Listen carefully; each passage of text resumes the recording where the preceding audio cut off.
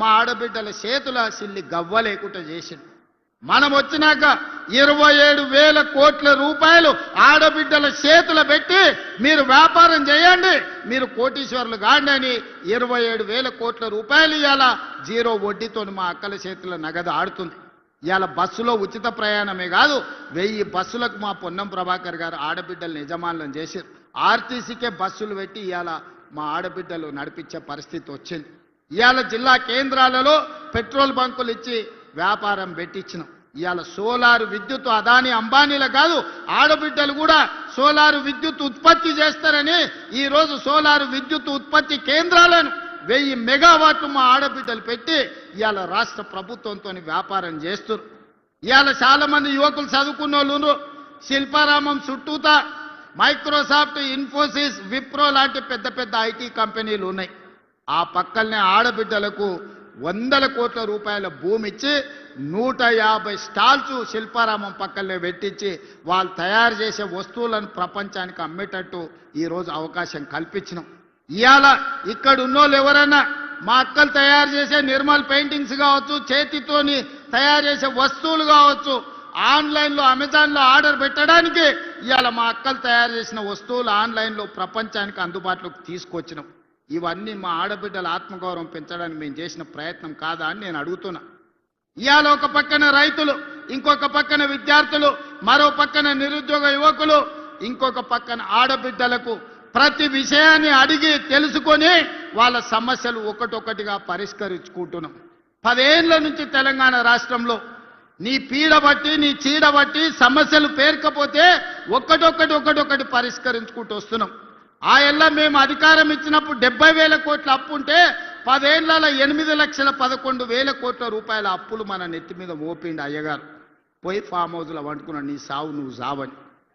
8,11,000 కోట్ల రూపాయల అప్పులతోని నాకు అధికారాన్ని చేతులు పెడితే ఏం చెయ్యాలా నాయనా అని దిక్కుదోచని పరిస్థితిలో కన్నోని కాళ్ళు పట్టుకొని ఢిల్లీకి పోయి అడుక్కోనోని అందరి దగ్గర పోయి కూర్చొని ఇవాళ ఒక దారిలకు పట్టుకొచ్చి ప్రభుత్వాన్ని నడిపే పరిస్థితి తీసుకొచ్చినాం.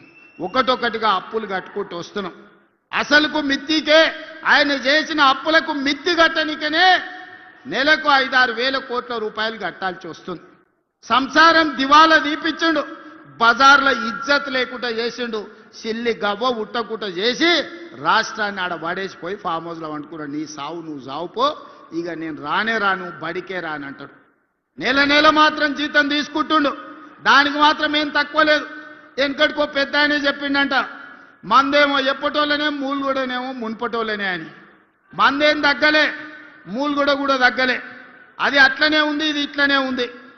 కానీ అధికారం ఉంటేనే నేను అసెంబ్లీకి వస్తా, లేకపోతే రానుపో అని అన్నాడు. బడికి రాకపోతే పిల్లగాని ఈపులు వలగొట్టడా అనే పంతులు, ప్రభుత్వ ఉద్యోగి నౌకరికి పోకపోతే జీతం కట్ చేస్తలేరా? మరి ఇవాళ కేసీఆర్కి ఏం కట్ చేయాలని మిమ్మల్ని అడుగుతున్నా. ఒక్కరోజు కూడా అసెంబ్లీకి రాడు, ఒక్కరోజు కూడా ఒక మంచి మాట మాట్లాడు. వస్తే ఏదో ఒకటి శాపనార్థాలు పెట్టిపోతాడు. 40 ఏళ్ళ అనుభవం అంటాడు. నీ అనుభవం అంతా మమ్మల్ని శాపనార్థాలు పెట్టడానికేనా? ఇది తెలంగాణ సమాజానికి ఏమన్నా మంచిదా? మీరు ఒక్కసారి ఆలోచన చెయ్యండి. అందుకే ఇవాళ వాళ్ళందరూ కట్టగట్టుకొని మన మీద విషం జుమ్ముతున్నారు. ఓ రోజు తండ్రి, ఓ రోజు కొడుకు, ఓ రోజు అల్లుడు, ఓ రోజు బిడ్డ, ఓ రోజు సటకుని కొడుకు. ఇక సటకుని కొడుకు నుంచి చెప్పాలంటే మిడ్మానేరు ఉందనే ఉంది కాడ రవీందర్ అని ఆ ఊర్లో కొట్లాడినోడు ఉన్నాడు. చివరికి మిడ్మానేర్ల పట్టాలు కూడా వదలలేదయా. రాష్ట్రాన్ని దోసుకున్నదే కాదు, మిడ్మానేర్ల పేదోళ్ళకి ఇచ్చే ఇండ్ల పట్టాలు కూడా సడ్డకుని కొడుకు ఇవ్వలే. ఆ సడ్డ కూడా ఈడ ఇసుక దందాలు ఎట్లా చేసిండో మీకు అందరికీ తెలిసి, చొప్పదండోళ్ళు అందరు తెలిసి, నేను కొత్తగా చెప్పాల్సిన పని లేదు. ఏదన్నా వదిలినరా, గాలి వదలలే, నీరు వదలలే, ఇసుక వదలలే, రోడ్డు వదలలే, కంకర వదలలే. రాష్ట్రాన్ని మొత్తం గుల్ల చేసి ఇవాళ దోపిడీకి పాల్పడి ఈ మున్సిపల్ ఎన్నికల్లో ఓట్లు అడుగుతామని వస్తున్నారు. అందుకే ఇవాళ మిత్రులారా, మున్సిపల్ ఎన్నికలు ముఖ్యమంత్రిని కాదు, మున్సిపల్ మంత్రిని కూడా నేనే. 2 ఏళ్లలో రాష్ట్రంలో ఉండే 116 మున్సిపాలిటీలు, 7 కార్పొరేషన్లు, 123 మున్సిపాలిటీలకు 17,442 కోట్ల రూపాయలు ఈ 2 ఏళ్లలో ఖర్చు పెట్టినాం.